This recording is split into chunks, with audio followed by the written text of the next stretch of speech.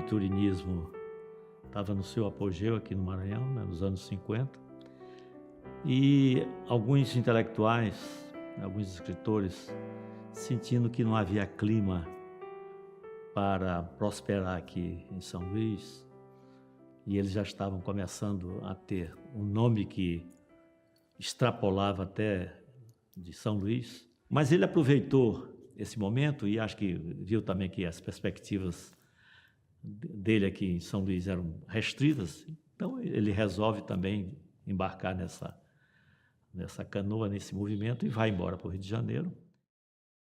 Ele passou fome, não tinha onde dormir, às vezes em banco de praça, ajudado por amigos.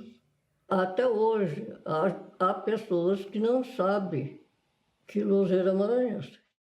Eu sou de São Luís do Maranhão, de uma rua chamada Camboa do Mato. Eu sou José de Jesus Louzeiro.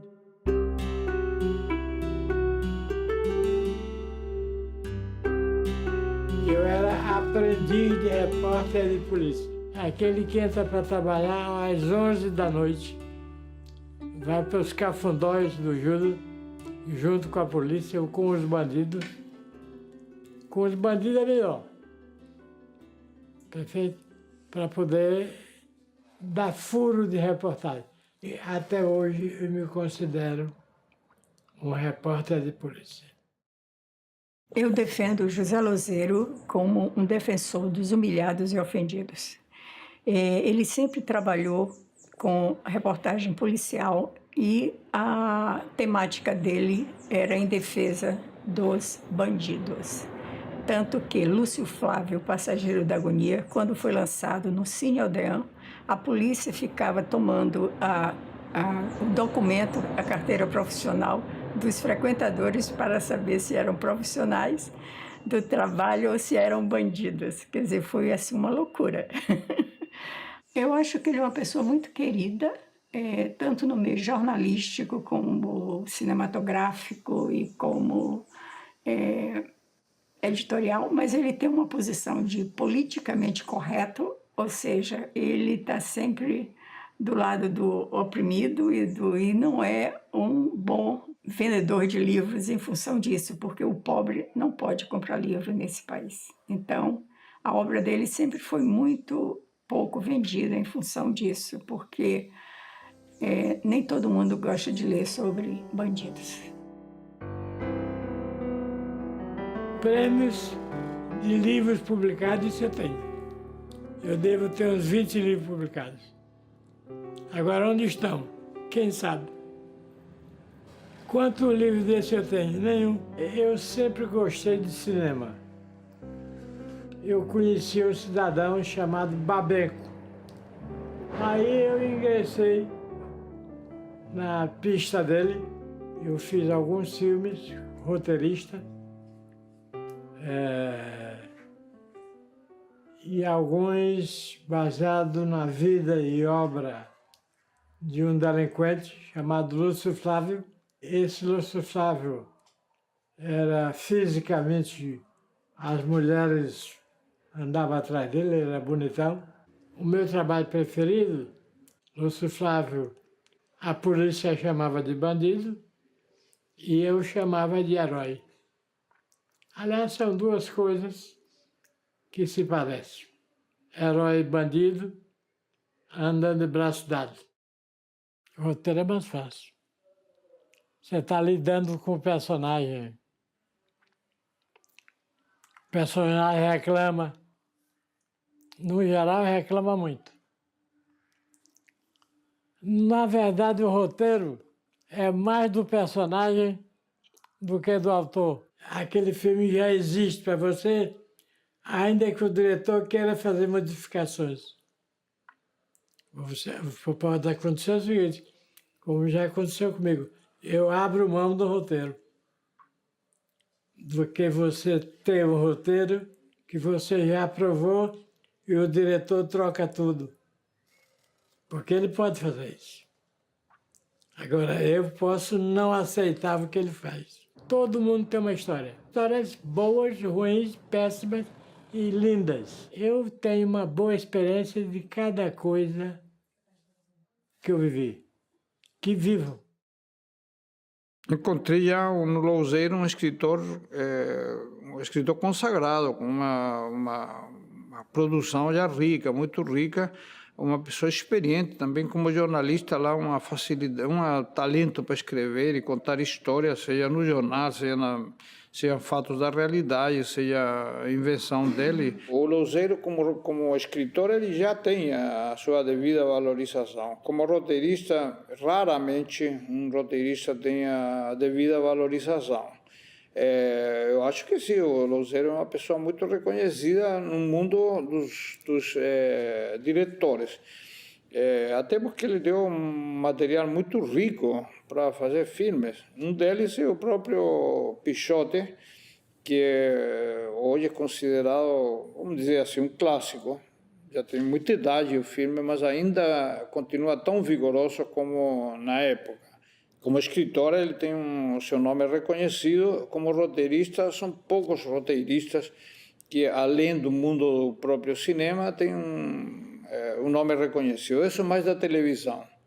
Se você perguntar para qualquer um de nós um filme visto, se sabe quem é o roteirista, mesmo que seja um clássico, dificilmente vai reconhecer o nome do roteirista. Pichote, Infância dos Mortos, era um convite que recebi também do Babenco logo em seguida da estreia do Lúcio Flávio. Durante 2 ou 3 meses ficamos com o Héctor visitando lugares de internação da FEBEM, constatando que não havia um invento, né? Tudo era de uma realidade tão crua e tão brutal que na época e até hoje penso igual. Se um moleque daqueles na rua ele me ameaçar para entregar a grana e ele me matar, eu não vou poder ser hipócrita e dizer que não sei por que ele me matou. Porque eu sei por quê, porque são tão maltratados, é uma coisa espantosa. E o pior é que com os anos não acho que melhorou. Ele me mandou um livro da Cida Venâncio, escrito pela Cida Venâncio, que era um livro que contava a história do romance da Cida, viúva do Fernando Ramos da Silva, o romance que os dois tiveram, ela com 14 anos e ele com 16. E era um livro fininho, assim. E ele falou, quem sabe isso não dá um filme? Aí eu li o livrinho rapidamente, e achei que de fato dava um belíssimo filme, assim. O Louzeiro foi importante nas consultas várias que eu fiquei fazendo a ele a partir da leitura do livro da Cida. Então foi assim que nasceu o Quem Matou Pichote.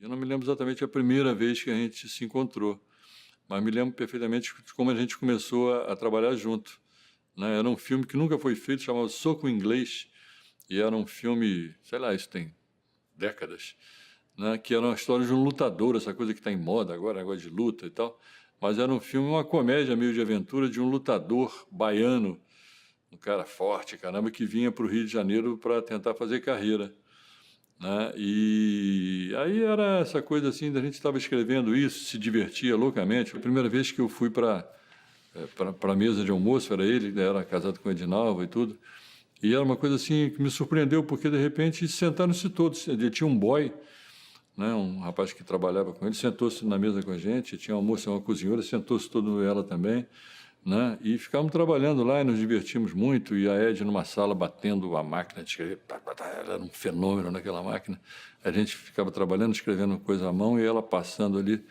e ele ouvindo música clássica e tal, e aí até que um belo dia toca o telefone no meio do trabalho, e era uma das filhas do Tenório Cavalcante, né, que queria saber se o Louzeiro se interessaria em editar o livro que ela tinha escrito sobre o pai. Né? Cara, eu estava ouvindo aquela conversa, quando acabou, falei, ô Louzeiro, esquece o Soco Inglês, pô. Esse é o filme, pô. Nós temos que fazer esse filme, pô. Dali mesmo eu liguei para Marisa. Marisa, surgiu uma ideia aqui de um personagem extraordinário, tudo que era o Tenório Cavalcante. E daí, quer dizer, o Louzeiro entrou em contato com as filhas, eram 2 filhas que estavam escrevendo 2 livros diferentes. E a gente caminhou com a ideia de fazer o filme, conseguimos direitos da família, né? Fomos lá, e sempre juntos. Conversar com o próprio Tenório, que estava vivo ainda, morava lá na Vila São Luís, lá em Caxias. O Tenório era dono da luta democrática, tinha sido dono da luta democrática. E o Lozeiro, então, tinha muitos contatos, conhecia muita gente, né? E, pô, foi um trabalho incrível. Ficamos meses, isso em 1985, 4. O filme foi rodado em 85, deve ter sido em 1984. Eu acho que o Lozeiro é um homem do povo, no sentido cultural. E eu acho que o Lozeiro tinha muito isso, o cheiro da rua, o cheiro das pessoas, sabe? Dos dramas, dos conflitos, dos crimes, dos amores. E isso, no cinema brasileiro, foi uma coisa muito, muito, muito marcante. E ele, acho que deu uma contribuição valiosíssima nisso. Conheci o Lozeiro, evidentemente, da fama dele como roteirista de outros filmes. Mas conheci pessoalmente o Lozeiro trazido pelo Zeca Zimmermann com esse projeto, o projeto da Ângela Diniz. E ele já tinha até um título, uma sugestão de título, que era Quem Ama Não Mata. A Ângela estava muito à frente do tempo dela, no meio de uma ditadura que a gente viveu aqui, e ela rompeu vários laços e seguiu, e foi uma mulher muito importante. Mas esse roteiro, infelizmente, ele foi aprovado, teve uma aprovação na Lei Rouanet, na Lei do Audiovisual. A gente tinha uma equipe muito boa, o Roberto Farias ia dirigir, o Walter Carvalho ia fotografar, a Débora Seco era a Ângela, e ela adorou a ideia. Mas, infelizmente, não deu para fazer o filme. Esse Depois da Luta é uma graça, né? Tinha que ser antes. Antes da luta.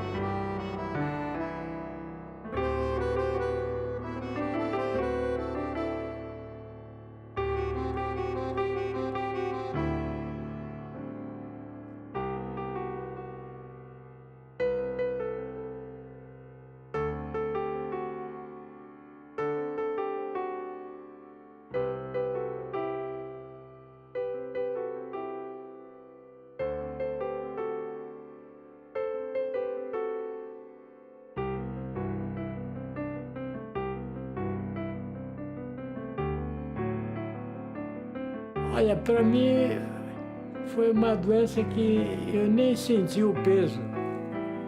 Passou por mim. Eu consegui vencer o diabetes. O diabetes enganou de vítima.